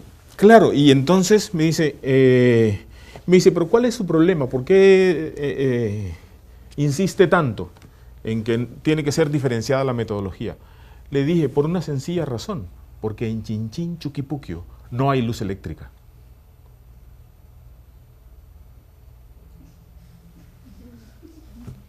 Entonces no puedes llevar televisión y que los niños filmen y tomen si no sabes que en Chinchín Chuquipuquio no había, en ese entonces, ahora creo que hay, no había luz eléctrica. ¿Y usted cómo sabe? Porque he vivido en Chinchín Chuquipuquio 3 semanas. Porque un día fui a Cajamarca y me dijeron que había un pueblo que no había luz eléctrica y yo soy hijo de campesinos y nací en un lugar en donde no había luz eléctrica, donde mis abuelos no tenían luz eléctrica. Y me fui a recordar mi infancia ahí. Y fui por un fin de semana y me quedé 3 semanas. Solo por el placer de recrear mis referentes de infancia. Entonces, si no tenemos referentes, y no digo referentes virtuales, si no sabemos la última gran noticia de cuál actriz se puso las tetas más grandes de Yahoo, sino referentes de verdad, ¿no? Referentes de país, referentes de lo que sucede en la economía, referentes de lo que sucede en la política, referente en lo que nos sucede en América Latina, en qué nos parecemos, en qué nos diferenciamos. Si no tenemos referentes, es muy difícil que nos distingamos profesionalmente como community managers o como en las redes sociales como productores de contenidos. Ese es el gran problema. Que el valor intelectual que le damos a nuestro trabajo es que tenemos el primer gran filtro de calidad, lo tenemos que hacer nosotros. Nosotros somos los encargados de hacernos la primera gran auditoría teórica, que es saber el contenido que yo he hecho no tiene ni una sola fisura, no dice una mentira, tiene datos exactos y es difícil que lo puedan contradecir. Podrán no estar de acuerdo ideológicamente o políticamente, pero ahí no hay ninguna fisura, de tal manera que si es un contenido que lo van a colgar, los que vayan a postear serán los groseros de siempre, los trolls de siempre, que dirán las estupideces de siempre, pero no nos van a decir, imbécil, eso no es así. Estás diciendo mentiras, así no es, en ese pueblo no pasa eso, no es cierto que pasa, porque entonces perdemos el prestigio. Ese es el gran problema. Quien produce contenidos y se expone en la internet corre el riesgo de perder el prestigio con un contenido que no esté probado en términos de calidad. Ahora, Perdón. Tú habías hecho una pregunta sobre el gobierno y de las 5 preguntas esas que hiciste. esas dos puedes Sí, contestar. esas dos te voy a decir. Con respecto al gobierno, que no era el tema de nosotros, porque hubiese sido un debate, que ese sería otra conferencia o otro debate, otro filón. que es ¿qué pasa con la democracia en tiempos de Internet? Esa es una pregunta seria. ¿Qué pasa en democracia en tiempos de Internet? ¿No? Entonces, estos antitaurinos se fueron a dejar la sangre en la arena, ¿no? Se convocaron por redes sociales y piensan que el mundo de lo virtual es lindo, me mando un mensaje y me voy allá a Hacho y ya en redes sociales me encuentro y me convoco. Mentiras. Ahí están presos unos y los otros con la cabeza rota y todos los demás. O sea, porque no es así. El mundo real tiene otras lógicas.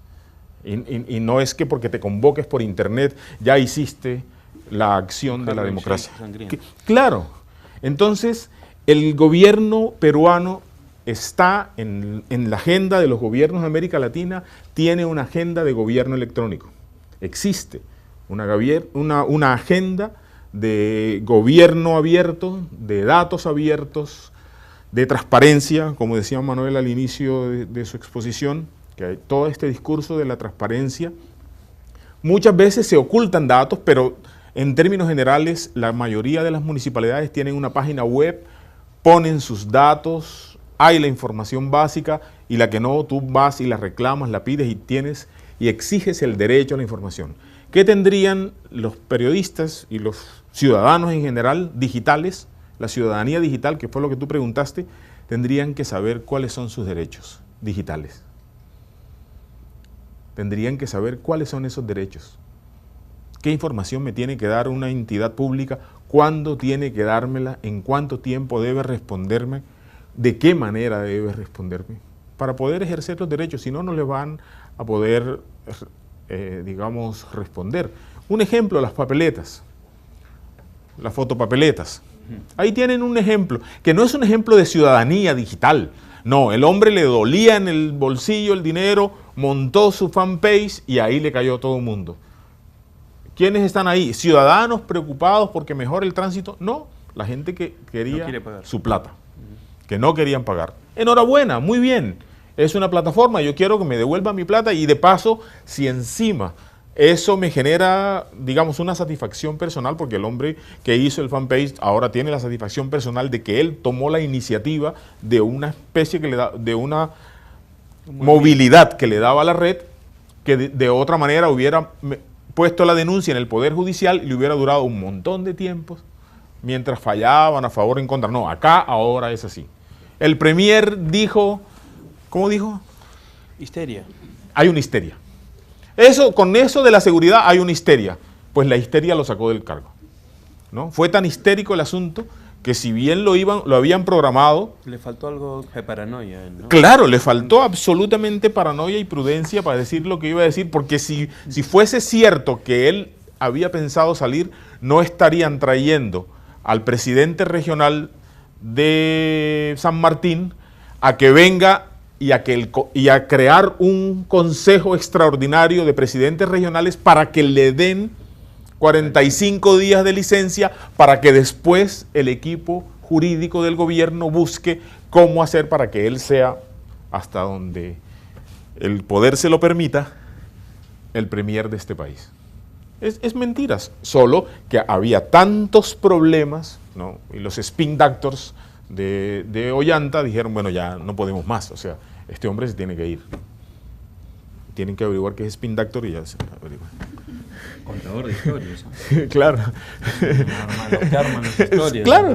Pero nuestro bueno, amigo en mis ratos libres. en sus ratos libres es uno de ellos. Pero Aunque ustedes no lo crean.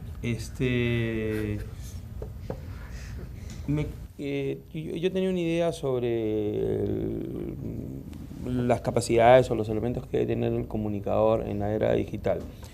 Aparte de todo lo que se ha dicho, es decir, que lo que más bien han dicho nuestros amigos es aquello que permanece en el tiempo, que no ha cambiado, que lo digital no ha cambiado, porque estos mismos elementos que han dicho lo hubieran contestado si un alumno de mi generación le hubiera hecho esa pregunta. Pero yo quisiera decir un elemento sin perjuicio de lo anterior. Yo creo que ahora una característica que tienen los contenidos digitales es, tú lo dijiste, su multimedialismo. Es decir, lo digital es lo escrito, lo digital es lo hablado, lo digital es lo visual, lo digital es lo interactivo, lo digital es todo eso junto en el mismo soporte. Entonces, esto pone el asunto más fregado para el comunicador. Porque cuando yo estudié comunicaciones, uno decía, yo voy a ser periodista, y escrito, ¿ah? Y todo lo que podías te mantenías parapetado en la prensa, así me ocurrió a mí. A mí no me interesa la televisión, algún día fui y trabajé ahí, pero todo lo que pude estuve en la prensa escrita. Eso es una antigüedad, pues. Eso es una antigüedad. Porque quien está en lo digital necesita manejar todos estos lenguajes. Y entonces, en cuanto a las competencias y las destrezas mediáticas puramente dichas, se requiere una preparación mayor. Ya no es como cuando hacía prensa escrita, uno iba y hacía la cobertura periodística, al lado iba el fotógrafo. A los reporteros de televisión, el camarógrafo, el asistente, el chofer, etc. Ese tipo de repartición del trabajo ahora pues se concentra, ¿no? Entonces eso demanda que el comunicador maneje todos estos soportes al mismo tiempo, más aún si piensa ser productor de sus propios contenidos a través de la red, ¿no? Entonces ahora eso demanda una versatilidad mayor y sin perjuicio de todo esto. Es decir, porque en mi tiempo se decía, por ejemplo en la televisión, se buscaban mujeres, chicas, si eran bonitas mejor, avesadas, que pudieran correr, que no le importaran las marchas de construcción civil, las bombas lacrimógenas, pero el problema es que alguno de esos perfiles, no necesariamente, otros sí, porque no tengo nada contra las mujeres bonitas, ¿qué más da? Imagínense, sino para alguno de esos modelos fortalecían solo la parte cosmética, ¿no? Entonces cuando llegaban con el micrófono, uno decía, pero ¿para qué llegó con el micrófono? Porque lo que preguntaban no eran dignos de esta carrera atlética que ellos habían ganado.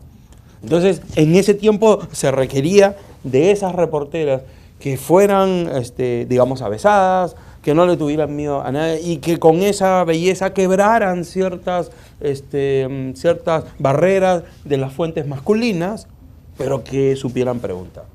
Hoy día se requiere eso, pero más. Se requiere que el comunicador maneje todos estos lenguajes y que cuando los maneje, no diga, qué bien que sabe editar, qué bien que sabe encuadrar, qué bien que sabe manejar, pero qué feo lo que hay dentro del encuadre.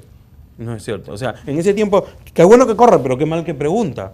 Ahora, no solamente hay que conocer el último software y eso. Luego que lo conoces, ¿qué vas a decir pues con eso? Entonces es una combinación de lo que han dicho aquí mis amigos y esto de manejar varios software. Dos cosas pequeñas. En tu tiempo la televisión se decía, lástima que no sea colores. Sí. Por ejemplo. No, en la mía, es la mía. Sí, sí, en la nuestra. Sí, en la nuestra. Sí. No, y Esa sí, en la ¿verdad? peruana esa lástima duró más tiempo que en otros países Sí, latinoamericanos. sí, yo te digo. A ver, ¿hay más preguntas?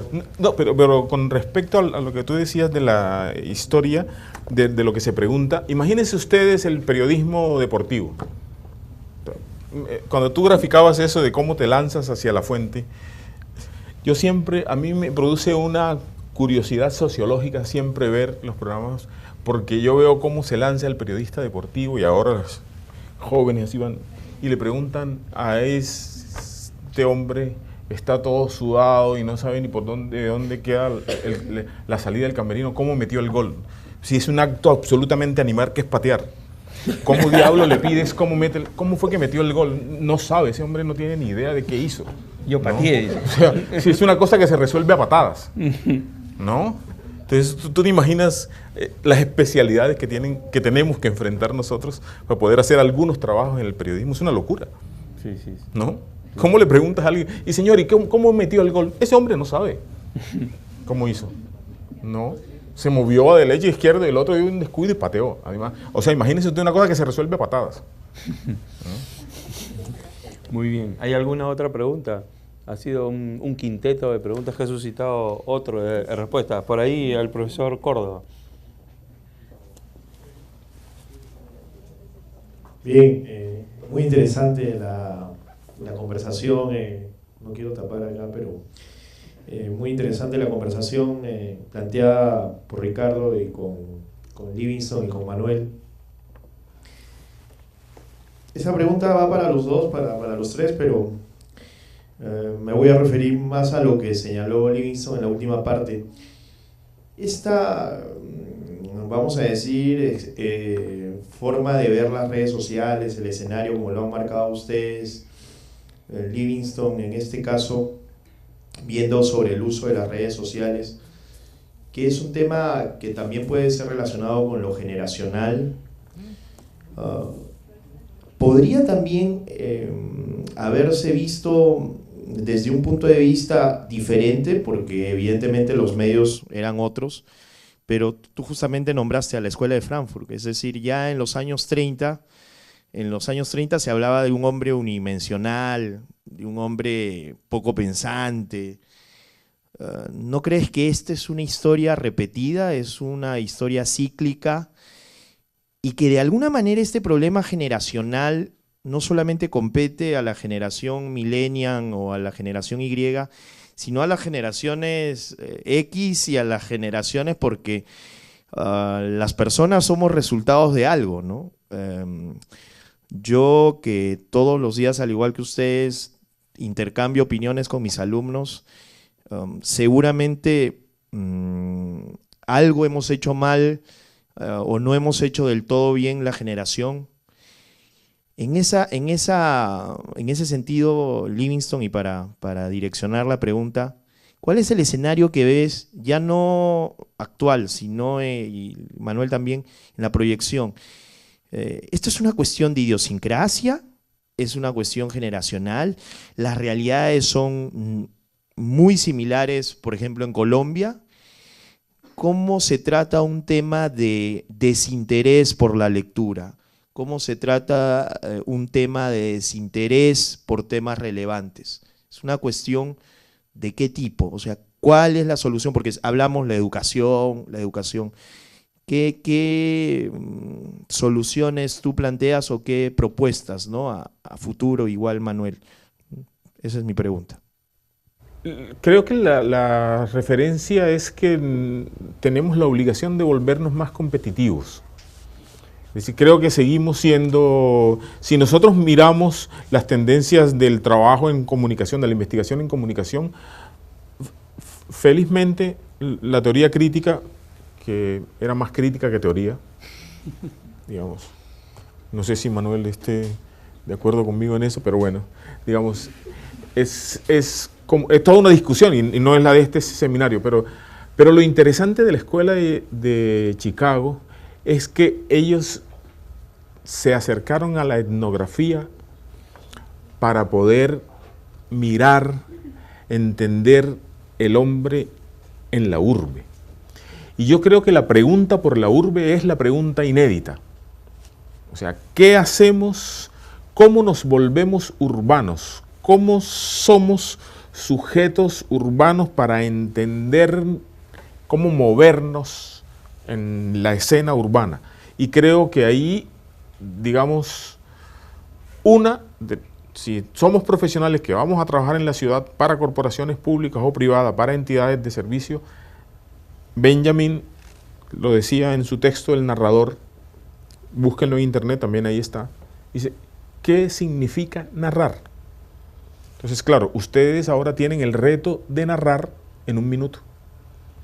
Nosotros teníamos retos de hacer ejercicios audiovisuales de media hora y teníamos la licencia para hacer preguntas largas, respuestas largas, más largas que las preguntas, un plano quieto, con alguna imagen en la mitad para rellenar el discurso audiovisual.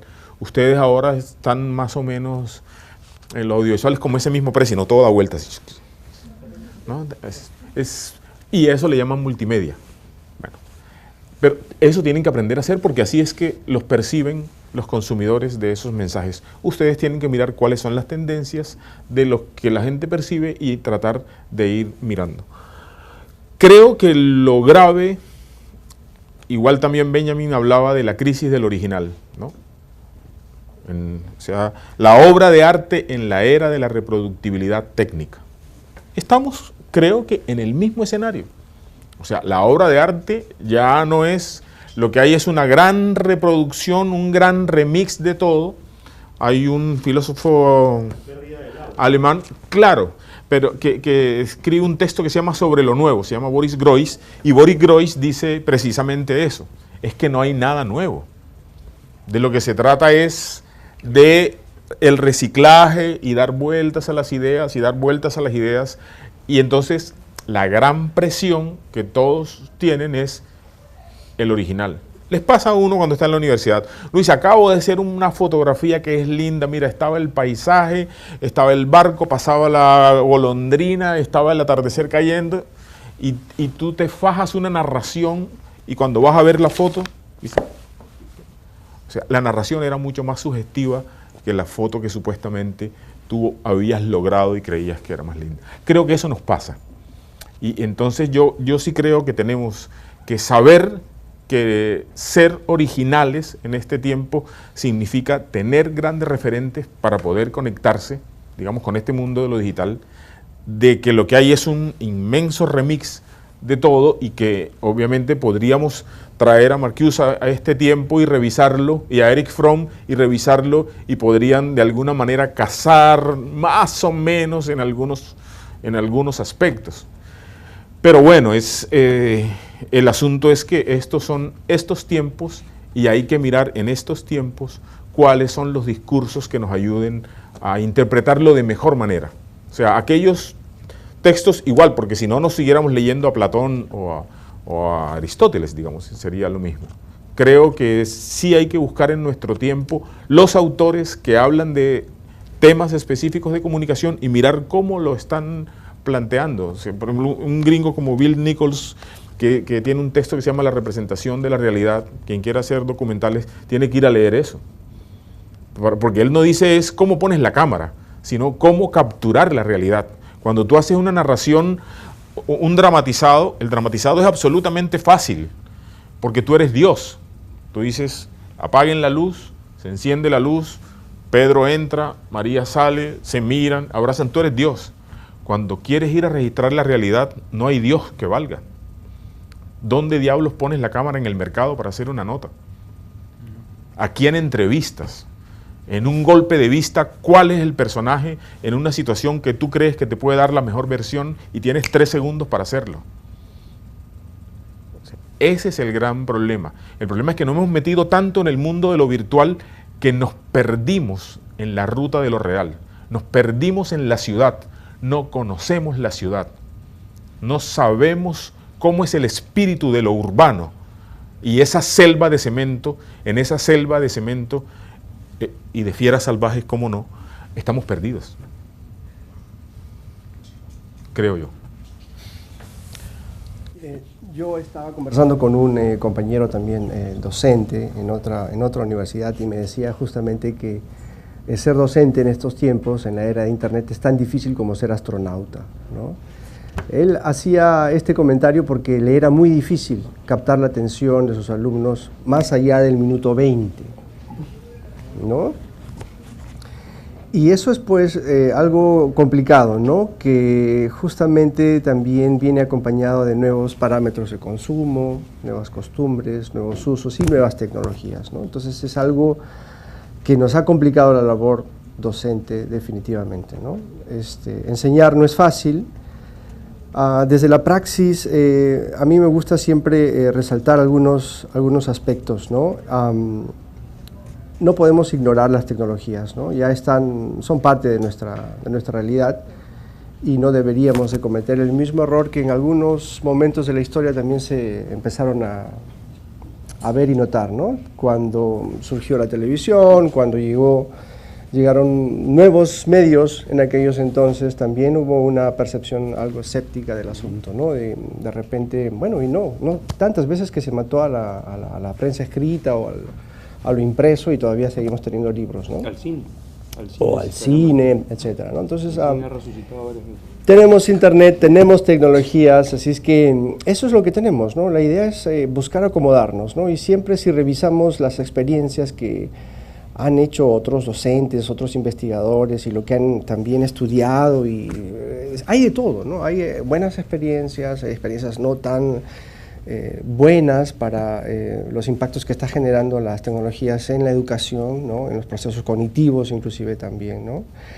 Pero junto a eso, el tema que justamente mencionaba sobre si es que hay un problema también generacional, ¿no? Si es que eso es algo que fluye ahí, que juega un rol, yo creo que también es importante ver la diferenciación un poquito más allá de lo que se ha venido tratando de crear, que es tener dos grupos, por un lado nativos y por otro lado migrantes digitales, ¿no? Eso ya ha quedado, es insuficiente, ¿no? Ahora la medición más exacta que podríamos hacer y que nos podría dar mayor información es el grado de afinidad que podemos tener con las tecnologías, ¿no? Y si tú revisas eso, vas a encontrar una serie de grupos y subgrupos, aquellos que están más inmersos con las tecnologías, aquellos que por ahí se acostumbran, aquellos que también niegan todo eso de las tecnologías, ¿no? Y se subdivide también a su vez en, si tú quieres, sociodigitales, aquellos que viven sus vidas en Internet exclusivamente y ya se olvidaron cómo es dar un apretón de mano, conocen solamente el like en Facebook, hasta la cultura hacker, etcétera, etcétera. ¿No? Hay una subdivisión que es muchísimo más precisa y que nos puede ayudar a entender, inclusive que ya las edades no son un factor que hace diferenciar qué tan familiarizados estamos con Internet y con las tecnologías, porque puedes encontrar personas de edad mayor, ¿no? Que están alfabetizados digitalmente muchísimo más que muchos nativos digitales, ¿no? Entonces, eso de los problemas generacionales es relativo. Yo hablaría más bien de problemas que pueden surgir a través de los distintos grados de afinidad que podemos tener con las tecnologías, ¿no? Ahora, hay algunos signos de este tiempo. Hay constantes. Podríamos hablar, es un tema filosófico del problema humano y posiblemente por eso es que hay argumentos que se manifiestan en tramas distintas, ¿no? Quizás. Obviamente hay también un relativismo cultural, entonces eso se opone a esa lectura, pero de pronto no son tan opuestas. Pero más allá de eso, hay una autora que hace algunos ciclos alumnos míos leían, que se llama Mar de Foncuberta, que estudia a la prensa, y sí, era muy querida por mis alumnos, porque la tenían que leer. Y ella habla en otro texto, que no era el de la noticia Pistas para percibir el mundo, hablando de la prensa actual, de la prensa de los 2000, digamos, en adelante, que movió en la dicotomía entre lo importante y lo interesante, se movió hacia lo interesante. Y ella habla de una banalización de los contenidos. porque lo que importa periodísticamente es lo que interesa, no lo que importa, valga la redundancia. Y de ahí hemos pasado quizá a la dicotomía un poco más cercana a la de la vida de los muchachos, entre lo entretenido y lo aburrido, lo divertido y lo aburrido. Y ese es un problema que yo siento que enfrentamos los docentes, porque los docentes venimos de otra generación. Y entonces, claro, algunos docentes quizás han bebido el agua y piensan que deben ser entretenidos. Claro. Y entonces caen en el juego de esta dicotomía, ¿no? Creo que algo quieres decir, Livingston. No, es que, por ejemplo, en clases algunas veces le cuento a los alumnos que para graficar la velocidad a la que han cambiado los medios de comunicación, yo les decía, yo en mi infancia no tuve televisión. No, y no es que... No, sí, no, pero y no es que sea tan viejo, ¿no? Y en casa sí había televisión. Porque la gente esperaría, sí, él era pobrecito y por eso no tiene... No, en casa había televisión, ¿no? Y mi hermano mayor se montaba en un árbol con la antena ahí, entonces yo le decía, sí, ahí. No, espérate, y se quedaba ahí y yo me veía el programa. Sí. A una cierta hora. El asunto es que yo les decía, pero ustedes no se rían mucho, porque es que ustedes en la infancia no tuvieron internet. ¿No? Eso para significar a la velocidad a la que vamos. Sí, en 10 años ya no vas a poder contar eso. Claro. Pero resulta, y yo le digo, no, y cuando sus hijos les preguntan, le dicen, eso no es nada, yo tenía un profesor que no tenía televisión, ¿no? En su infancia. Sí. La diferencia, mis estimados, es que yo vivía frente al mar, en la desembocadura de un río, en un paraíso. Y entonces, para mí la televisión no tenía absolutamente nada de fascinante. Era una cosa en blanco y negro, con un sonido y una cosa así, bonito, entretenido, los muñecos y estas cosas. Pero nada comparado al mar. Pero nada comparado con el mundo de la vida. Y entonces yo lo que creo es que toda esta versión tecnológica lo que ha convertido es a la ciudad en unos grandes espacios cerrados en donde estamos encerrados en nuestra soledad. Lo dije en el inicio de la charla. Yo creo que este gran problema del surgimiento, de la fascinación y del posicionamiento del entretenimiento es que precisamente el sujeto urbano que nace en estas cajitas de concreto de poquísimos metros, sin espacios públicos grandes para poder ejercer la condición ciudadana de peatón, ¿no? De mirar el espacio público del mar, la inseguridad te aleja de los espacios, entonces te has refugiado, esa soledad te ha refugiado en ese mundo virtual de la tecnología. Y creo que ahí, en ese posicionamiento de esa diversión supuestamente gratis, porque no es tan gratis, porque tienes que comprar todos esos aparatitos. Y cada cierto tiempo. Claro, y te has refugiado en el divertimento de ahí porque no tienes otras opciones. Lo dicen, en este país dicen, ¿y tú qué planes? Pues, mis estimados y estimadas, vayan al Perú. O sea, busquen espacios de entretenimiento que se salgan de los circuitos de la conectividad tecnológica. Porque, digamos, si el mundo es un libro abierto, quien no viaja solo lee una página. Dice un grafiti en el centro de la ciudad. Salir de la Matrix. Claro. Manuel. Sí, no, yo creo que de manera inversa, ¿no? O a la inversa de lo que decías, yo tengo buenos recuerdos de la televisión en mi infancia y mejores recuerdos en mi adolescencia. ¿Vos estabas cerca al mar? Relativamente cerca, pero recuerdo aquellas películas que me impactaron mucho, ¿no? Aquellas historias que Por vi, ejemplo, pues esos clásicos, ¿no? No sé, Godard, entre otros, ¿no? Entre otros clásicos europeos, ¿no? Pero yo creo que para traer ese suceso al tiempo de hoy, Internet también es un medio, así como lo era la televisión antes, ¿no? Yo creo que hay cosas que podemos descubrir en Internet que nos pueden de igual manera impactar como aquellos primeros momentos que tuvimos cuando experimentábamos un nuevo medio de comunicación, ¿no? La idea es identificarlos, dónde están esos momentos, qué es lo que nosotros podemos aprovechar, ¿no? Bueno, yo creo que... ¿Hay alguna otra pregunta más? Porque ya estamos ya sobre la hora, creo que le hemos dado algunas cuantas vueltas al planeta digital. Quiero agradecerles a Manuel y a Livingston por esta interesante conversación. Con ellos pues el tema puede seguir y seguramente seguirá en otros espacios. Creo que también es bueno, quiero destacar esto antes de darte la palabra, Pedro, que hayan estos espacios de discusión. Creo que es algo que distingue a las universidades. No estamos ejercitados, pero somos una universidad joven, así que no es tarde en comenzar a ejercitarse y para que las cosas se den deben empezar.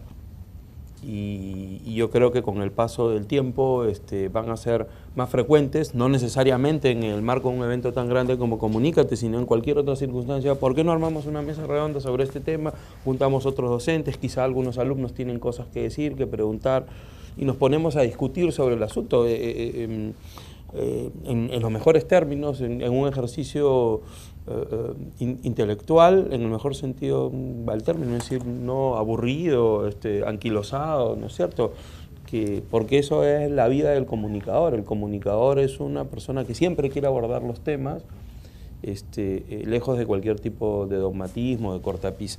Y yo creo que esto es para mí lo más valioso de esta mesa redonda, el tema de la comunicación digital, como cualquier otro tema ligado a la educación, a la comunicación, perdón, pero este en particular es un tema tan abierto del que se puede seguir hablando tanto, y tan ligado a nuestra vida cotidiana que da pues para estos discurrires, para estos discursos personales y comunitarios.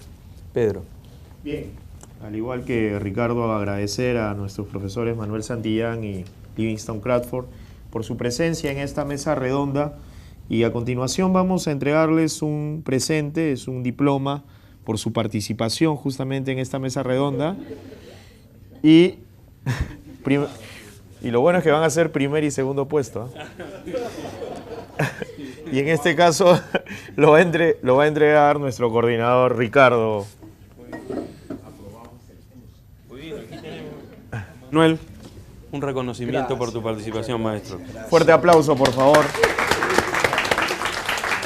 Mi querido Livingston, maestro, recibe usted su diploma.